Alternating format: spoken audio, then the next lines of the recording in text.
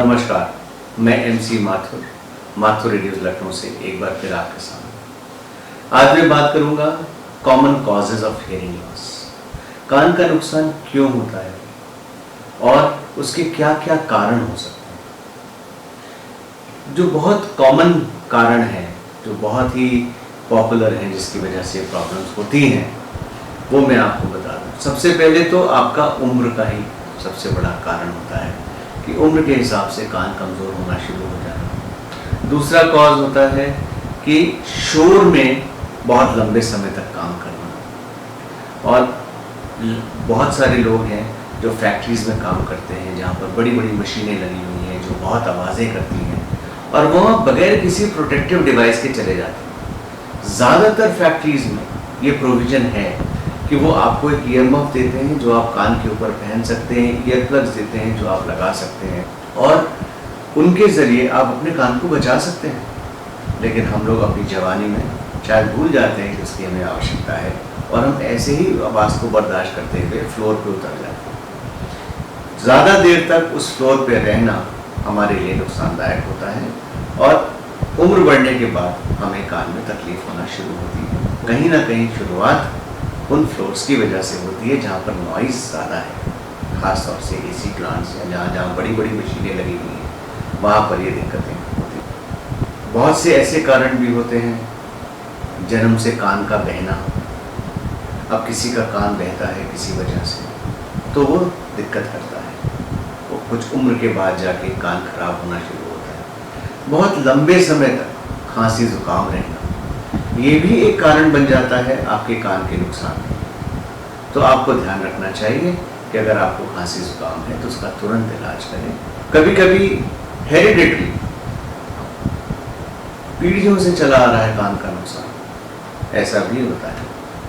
हालांकि इसकी परसेंटेज बहुत कम है, लेकिन हाँ, कुछ पेशेंट मिलते हैं जो बताते हैं कि हमारे फादर को भी प्रॉब्लम थी, हमारे बाबा को भी थी, हमारे नाना को थी। तो उस तरीके से कभी कभी फैमिली में आ जाता है। तीसरी चीज़ जो और बहुत इम्पॉर्टेंट है, टॉक्सिक मेडिकेशन। कुछ ऐसी दवाइयाँ जिनका साइड इफ़ेक्ट हियरिंग लॉस। तो अगर कभी आप कोई दवा ले रहे हैं, कोई लंबे समय से बीमारी का इलाज चल रहा है, तो आप अपने डॉक्टर को ज़रूर पूछें, ज़रूर बताएं क्या इसका कोई साइड इफ़ेक्ट हमारे कानों को तो नहीं हो। इसके बाद कान में कोई इन्फेक्शन होना। अक्सर ऐसा होता है कि किसी किसी के कान में मैल बहुत ज़्यादा बनता है, और उस मैल को निकालने के लिए हम लोग अपनी लोकल ज़बान में मैल बोलते हैं, तो वो वैक्स, जिसको हम लोग सेरोमेन कहते हैं। तो उसको निकालने के लिए आप किसी भी चीज़ से कान को कुरेदना शुरू कर देते हैं। नहीं, कान में तिनका किसी भी तरीके का नहीं जाना चाहिए। अगर आप कान को कुरेदते हैं तो वो आपके लिए हानिकारक है। अगर आपको वैक्स ज़्यादा बनता है, कान में खुजलाहट होती है, तुरंत नाक कान गले को डॉक्टर को दिखाइए और अपनी इस परेशानी को दूर करिए। और भी कारण हैं, जैसे सर पे चोट लगना, उसकी वजह से भी होता है। चक्कर आना, उसकी वजह से भी होता है। या कुछ हमारे पास ऐसे भी केसेस आते हैं जो ठंडा गरम, कूलर के आगे सो गए, अब रात भर में कान में प्रॉब्लम शुरू हो गई। या बाहर गर्मी से आए और जल्दी से खूब सारा ठंडा ठंडा पानी पी लिया। कहीं ना कहीं इस तरीके की चीज़ें नुकसान करती हैं।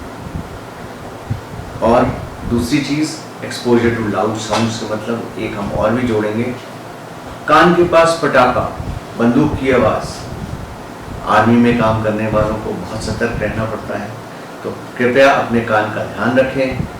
और अगर कोई दिक्कत हो तो सबसे पहले नाक कान गले के डॉक्टर को दिखाएं, कान की जांच कराएं, और अगर ज़रूरत पड़े तो फिर कान की मशीन लगाएं।